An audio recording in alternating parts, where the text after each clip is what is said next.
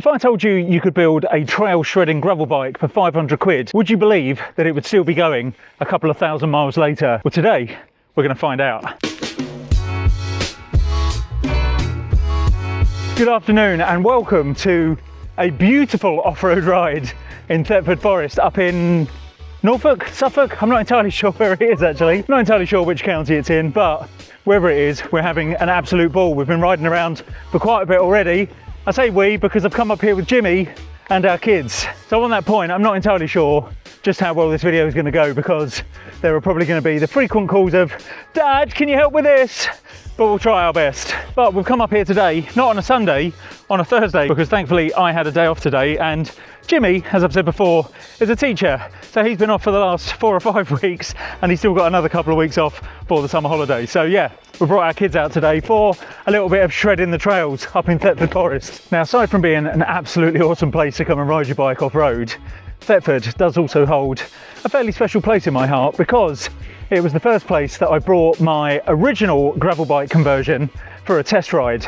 And that's pretty much when I fell in love with gravel riding. On that occasion, I came up here with Jimmy, who was running a marathon that day. So I told him, well, I'll come up, I'll bring the new bike up with me, and I can test it out while you run around for 3 hours or so. And I had an absolute blast. And it was on that ride that I first realised just how much more difficult riding off-road was than riding on the road. Because I remember looking down at my bike computer at one point, and I think I'd only done about 11 miles, and it felt like I'd done a 30 or 40 mile road ride. No one told me it was going to be this knackering. But all that to say that, yeah, after that ride, I got bitten by the bug, and having ridden that original gravel bike conversion that I converted from an old hybrid commuter style flat bar bike, it didn't take long before I realised that I needed something a little bit lighter, because as you may have heard me talk about many times in previous videos of that bike, it was about 13 kilos. So yeah, it was fairly weighty, which isn't so bad for a gravel bike, because you do want something that inspires a little bit of confidence when you're going down some bumpy, gravelly trails. You don't want a lightweight princess to hit a boulder in the middle of the trail and suddenly be thrown to one side. You do want it to have a little bit of heft to it. But I did decide I needed something a little bit lighter than that, which is when I bought my Seraph carbon fibre gravel bike frame and built myself up a cheap Chinese carbon fibre frame. Previous to that, I'd also built my buddy Jimmy a gravel bike from a junk in inverted commas 90s mountain bike, and it was absolutely stunning, and he, it's fair to say, absolutely loved riding it around. And again, we did get out on some great rides with that, but again, that did end up being a little bit heavy. Being an old 90s steel bike, yeah, it did take a little bit lugging it around the trails. So Jimmy and I had a few conversations about that and possible options for making that bike a little bit lighter. But while we were talking about that, unbeknownst to Jimmy, I was plotting, deciding that he needed a completely new bike, something a lot more lightweight. And so you may well have seen the video that I posted a little while ago of me buying and building for him a cheap Chinese aluminium frame gravel bike, which cost just 500 quid, or in fact it was under 500 quid. I think it was about 495. And no sooner had I built that, we drove up to Kilda Forest in Northumbria and took part in the Dirty Reaver, which I'm happy to say we're going to be taking part in again next year, with the dates having just been released for it. But coming back to today's ride, yeah, as I say, I'm up here with Jimmy and the kids, and seeing as I get a few comments on the video for Jimmy's aluminium gravel bike build about how well it's holding up and if it's actually any sort of decent frame, I thought I'd do an update video now, a follow-up if you will, and talk to Jimmy about how it's all going. And what a better place to do it than Thetford Forest. Oh, if it's sand, hang on. Oh, which for me seems to be the proving ground of gravel bikes. But before we talk about that, let's shred some of these trails a little more, because this is far too much fun. Yeah, so fun.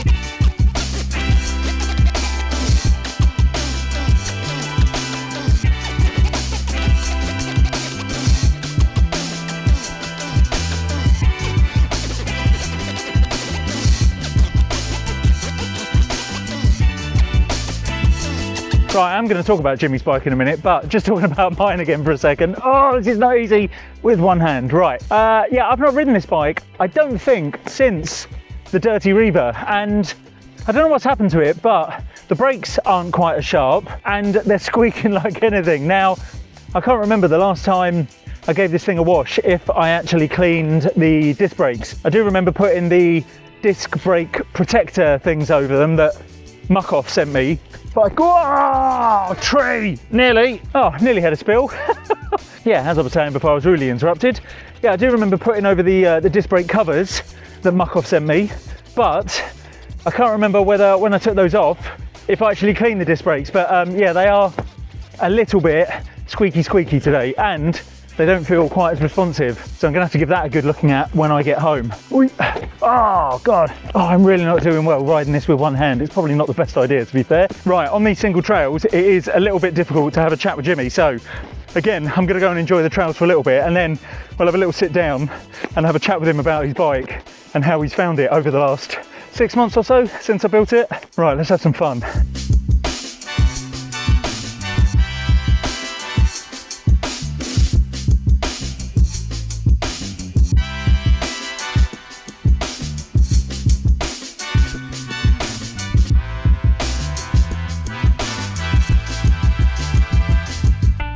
Right, well, having done about 13 miles, having absolutely awesome fun on the trails, let's go and sit down and finally have a chat about Jimmy's bike. Although before that, I do just need to say that everything on my bike seems to have come undone because my handlebars twisted just before I went down that black run, and then I've just found that my saddle is twisting as well. I think this lumpy and bumpy trail today has rattled all the bolts loose, so I'm going to have to do those up in a second. But let's go and find Jimmy, we'll have a sit down and we'll have a chat about his bike. Right, let's find somewhere a little bit quiet away from the crowd. So yeah, as I said earlier, that bike was built for less than 500 quid.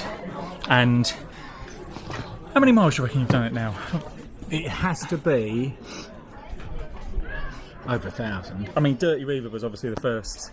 So what you have to realise is that it was built and no test ride. Normally we'd have done a little lap round, and we've got some lovely routes, haven't we? We have, yeah, some good off-road. Some good off-road, which we took Blackjack, the previous build off, and we went round. This one was built, and the first time I sat on it, other than going up and down the road when you presented it, was Reaver, which is it's like the litmus test. It is the ultimate, isn't it? Yeah. Right? Okay. And that, I mean, that was a baptism of fire. That was heavy.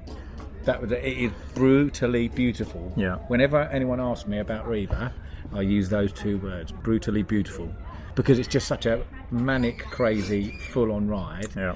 And if you're going to test a bike, a gravel, that's where to do it. That's where to do it. My concern, the carbon fibre fork on it, is I can't even remember how much it cost, but it wasn't a lot of money at all. I tend to say steer on AliExpress, steer clear of complete no-name stuff, and that was a complete no-name. So I was, and I apologise, using you as my guinea pig. So I was a little so bit any minute you're saying on Reaver, it could have gone. Yeah. To prove your theory about staying away from no-name. Exactly. But now you don't need to. Well, I'm happy to disprove that. No. But so I was concerned about. I mean, I was concerned about my carbon fibre fork, the steerer. Yeah.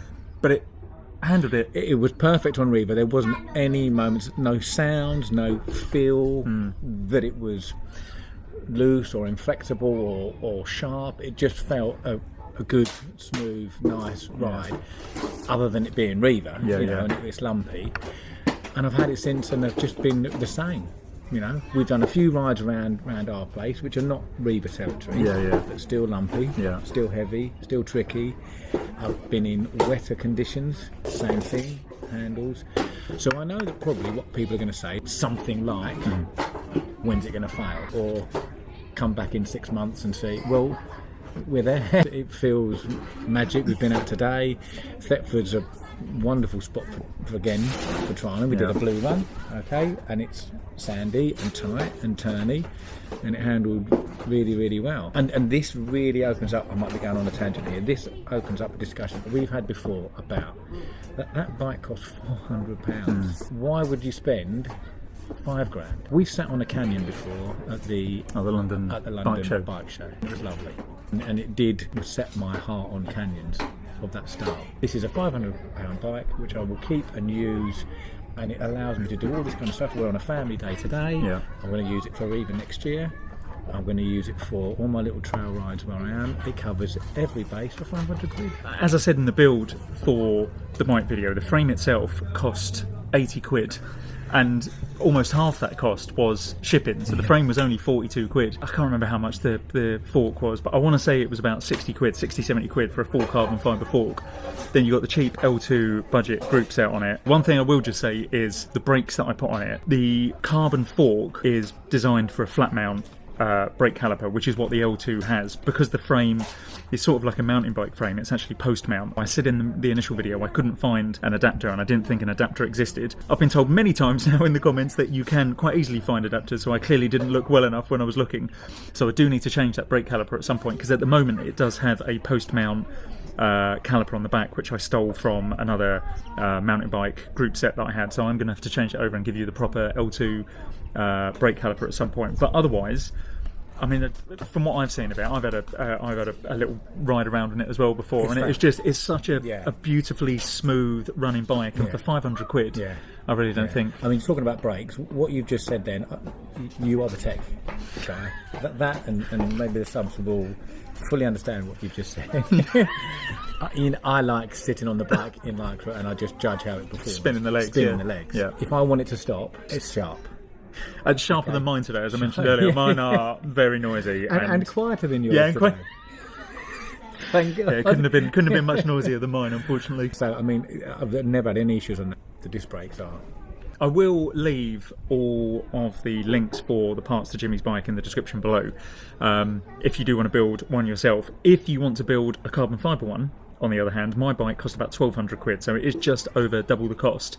I don't think it's that much lighter, to be honest. Jimmy's is obviously aluminium, mine's carbon fibre. I don't think it is a huge amount lighter, but it's personal preference. Some people prefer carbon, others prefer the traditional aluminium. So I will leave the parts list for both bikes down below in the description if you fancy building either of them, and I'll also link the other two videos where I built my one and where I built Jimmy's one, so you can go and follow along with those as well. It does just show that you don't need to spend a huge amount of money on a bike to get a decent bike that you can throw around the trails and have some absolute mega fun on. But yeah, otherwise I think we might go and play with the kids for a little bit. We're going to get ice cream, the kids are saying. So yeah, we're going to go and get some ice cream. So on that note, I will say thank you very much for watching. Again, I hope you found this one useful and interesting, and I will see you in the next one. Take care, guys. Ride safe. Like and subscribe.